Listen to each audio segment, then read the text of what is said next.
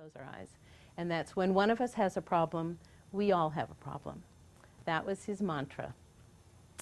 So these stories were something that we lived with. When we walked out of the house every morning, they were real.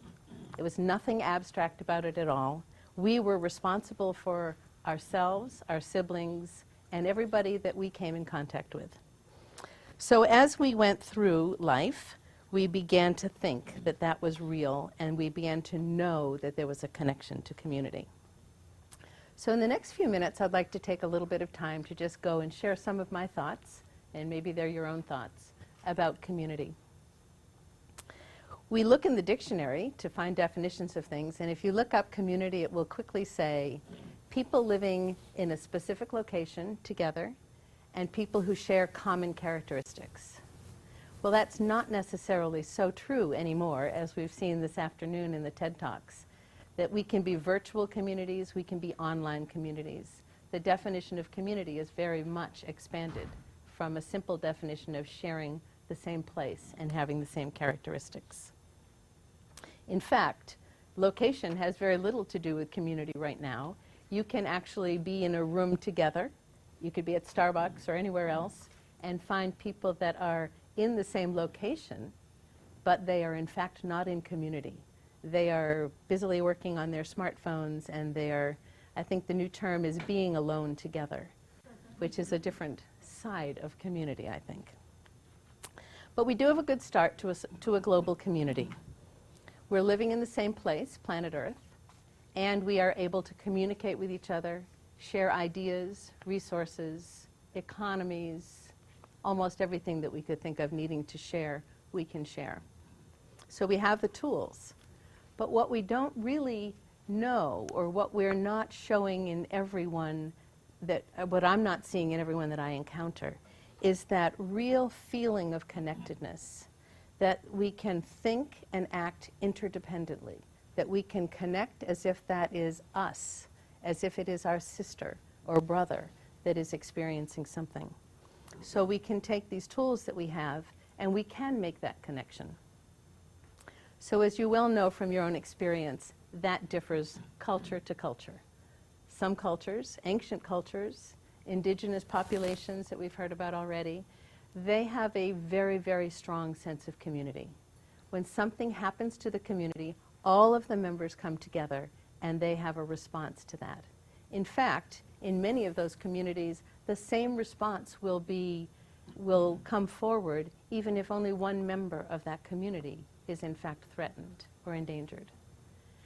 On the other hand, we can look at the dominant American culture that we have right now, not the entire culture, the dominant American culture, and we can say that's a little bit different.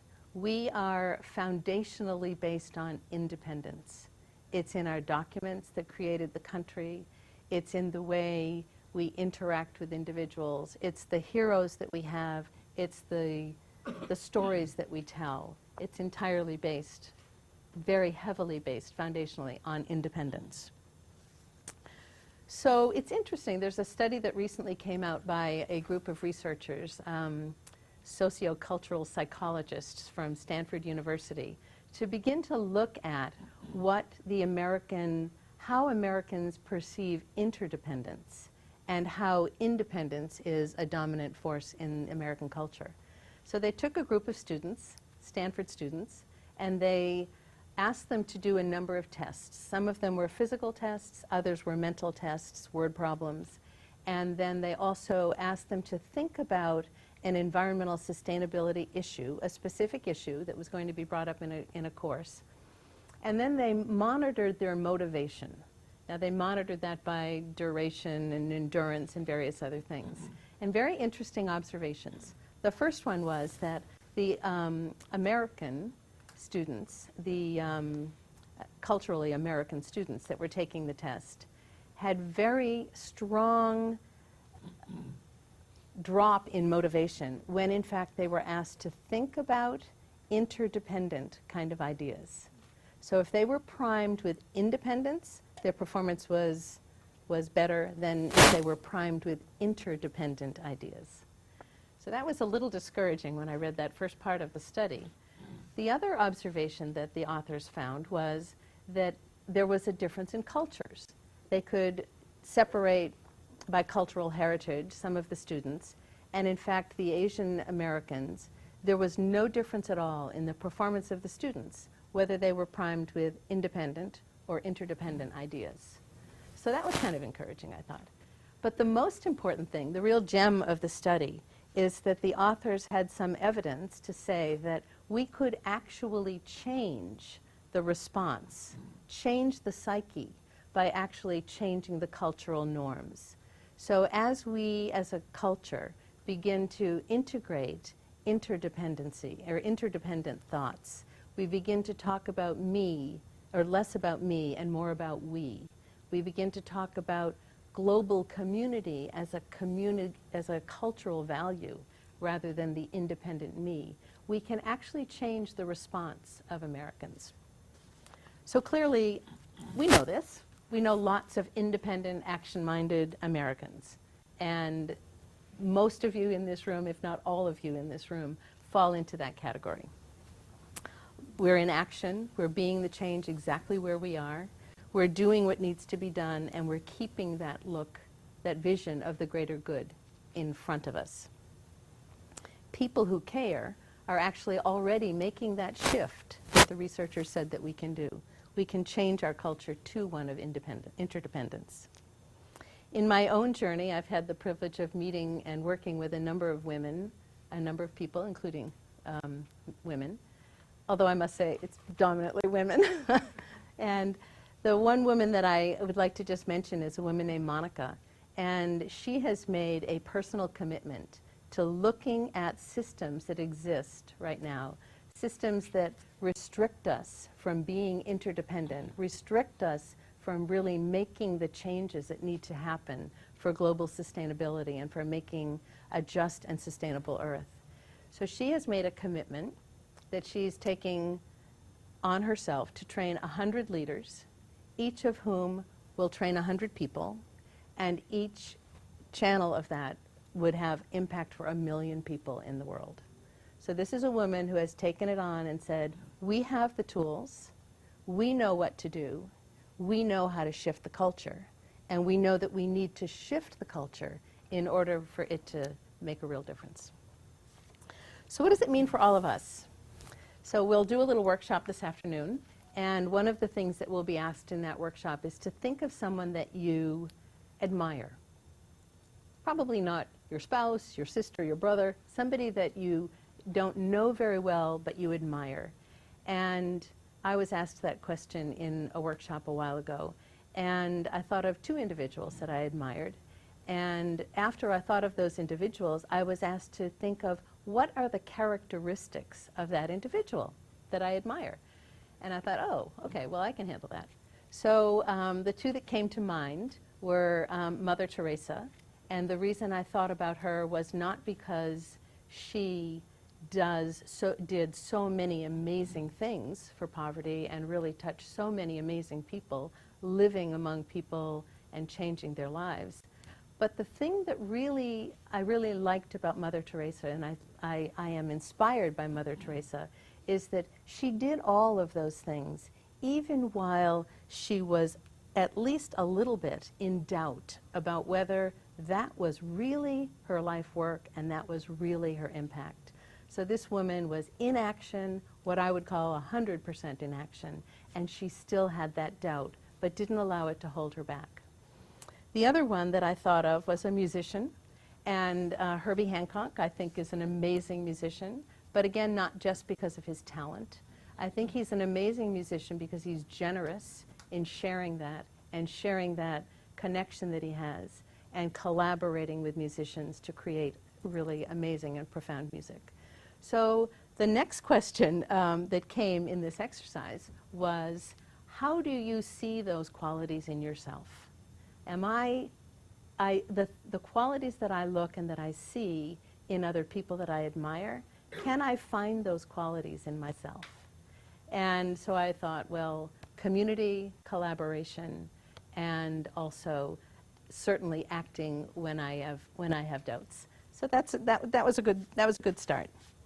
And There are some new studies in neuroscience that actually help me develop that further, and that is that there's a wonderful TEDx talk by a woman named Willoughby Britton. She's a young neuroscientist at Brown University. And she presented some data showing that, in fact, we can actually change our own culture. We can think about what we want in terms of a culture, begin to do that, act in that way, and then that response will become effortless and automatic. So we can change our own culture. First step, right? We can change our own culture. So I'm not a neuroscientist, but that sounded good. Looking back to the Stanford study, I thought, well, if we can change our own culture, we can also change the culture that we live in. And we can begin to change the response that we have when we're asked to be interdependent, when we're asked to be part of a global community. So several years ago, I began to work with a group of 5 amazing women. They're from California and New York, and Dorothy Riley is with me this afternoon. And we established a group called the Women's Initiatives for a Sustainable Earth, aptly called WISE. So that's, we hope that that is what we are. And WISE is a small and a fairly young organization with very, very big plans. It has the plan of 1 million circles in action and 1 million steps at a time to create a just and sustainable Earth. Now, the way that's going to happen is for each individual to be in step, for all of us to be acting where we are and to be making a difference in our own communities, and then to be making a difference in the world. So the way that WISE works, or one of the approaches that we take, is to develop circles. Circles are an ancient cultural construct that is used to bring people together. They tell their stories, they support each other and help each other, and most importantly, they provide a mechanism for some sustained and meaningful action. And that's how we use it in WISE. So we work with women who are looking to do, we work with women and men, I'm sorry. We work with men as well. But we're taking women. The approach that we take is that it's a women's campaign. And there are some very specific characteristics about women that make it the right place to start. And they are associated with who we are and what we do. In the United States, for example, women make 75% of the consumer product decisions and choices in our economy. That's a lot of power, and we can have a lot of impact if we make a difference there. We also are nurturers and educators and professionals and community builders and all of that. So this is a good place to go. So each of us knows that there's one fact that we've heard, something that gets inside of us and gets to that place that is the deep within you and brings up that sense of needing to be in action and needing to make a difference. It might be some of the statistics we heard today about poverty, about water, about food. It might be that 11 million children every year die before their 5th birthday in this world. And it might be something, but whatever it is, it'll get inside of you, and that will cause action. So it doesn't matter what it is, it matters what our response is and how we act. For me, it's the issue of water. For 20 years, I worked in environmental consulting, doing water assessment activities and groundwater remediation, mostly in California. I feel that that made a big difference in local water here, but not enough. There's a lot to be done in water. The water crisis is enormous, and it's not going away. Being at the university, I asked one of the professors there to give me an idea. He's the director of the UC Center for Hydrological Modeling. And I said, okay, so this is a huge problem. Water is an enormous issue. What can we do about this? Are we really in difficult shape? And his response was, actually, we're hosed. And I thought, well, that was an appropriate choice of words, but it wasn't very optimistic at all. In fact, the depletion of groundwater resources here in California and globally is scary. It's really terrifying. The facts are terrifying.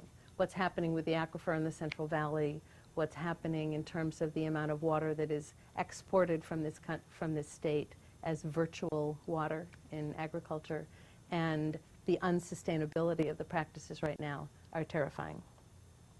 In addition to that, we know, we've seen it in California and certainly in the United States and globally, that the water cycle is changing. We're really seeing differences in storms, extreme extremes, wet areas, dry areas. And we know very well that there is a potential for great security issues associated with water. So for me, this is where water is the one that resonates for me. So when I think about, can we get unhosed? I don't know exactly whether we can get unhosed or not. I think perhaps. I think Jay would say unlikely, but then again, he's a scientist. The science community is certainly at work, and there is action internationally in organizations. But this will take everyone. And this is just one issue. This means that the places that we find that really resonate with something that needs to be done, then we can all be in action. And in fact, the issues are so big that inaction is not an option. There's plenty to do. There's awareness issues, there's sounding the alarms, there's personal influence, there's working in social media, there's putting together community groups that address something or that actually can work to augment existing organizations that are doing good work in any area. There's plenty to be done, and action it does more than create a response. It actually changes the heart. So I think that's where we really need to begin thinking. So we wonder what happens when we all think about what it is that we can do, and with so many different options for action. So as I look back on the dinner table conversation in Concord years and years ago, I know that being in community for me does make a difference. Being connected and in collaboration with people that I see every day, people that I work with, people that I live with, that makes a difference. In fact, for me, it makes all the difference. It makes me who I am, it makes me feel good about myself, and it makes me connected to the global community. Our survival is tied to the global community, and the global community is tied to the survival of everyone who is a member of it. So when it comes to the sustainability of life on this planet, we're in this together, and now more than ever. So in fact, when one of us has a problem, we all have that problem. Thank you.